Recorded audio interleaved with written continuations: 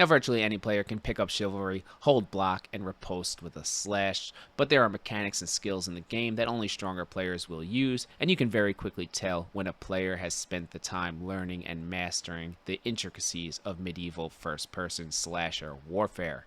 I'm Strider the Champ, and in today's video, I will be going over things that only good players do.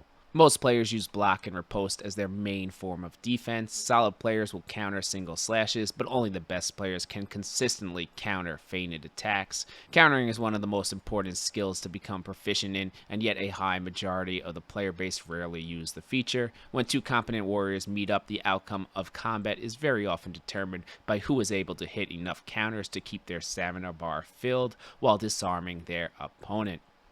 Being able to counterattack a feinted attack not only requires fast reaction times, but an extensive amount of time in game, familiarizing yourself with weapon attack animations. Skilled fighters tend to use a variety of feints and crouching maneuvers that drain stamina, and countering even one or two of these can often turn a fight.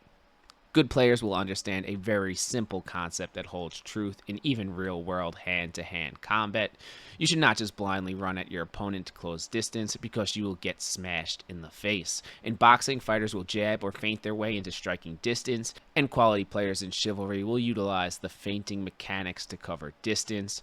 If you watch me use the heavy mace or greatsword, you'll often see I start my engagement well out of range and will switch my overhead to a heavy slash at the last second. This allows you to cover an incredible amount of distance.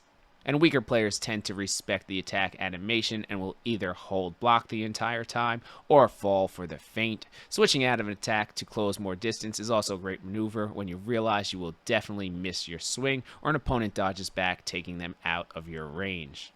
On the topic of distance, many players play in third person, where it's a little harder to gauge distances. They'll equip a halberd, polehammer, or longsword, which all have quality length to them, and upon seeing an enemy, immediately get so close that they could give them mouth-to-mouth resuscitation.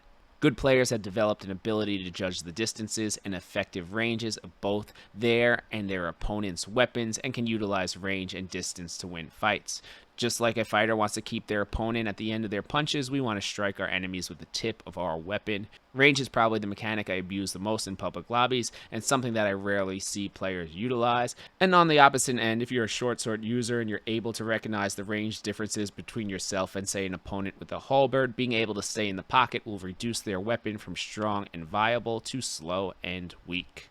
Now, these three things are just the tip of the iceberg regarding what makes a player good in Chivalry, so I want to hear from you guys down below in the comments. What techniques do you regularly see good players use? And before you go, remember to join the Angels with a subscription. I plan on releasing a video next week with one of the very subtle techniques I use to secure more kills. And of course, head over to Twitch to see me stomp live. Champ out.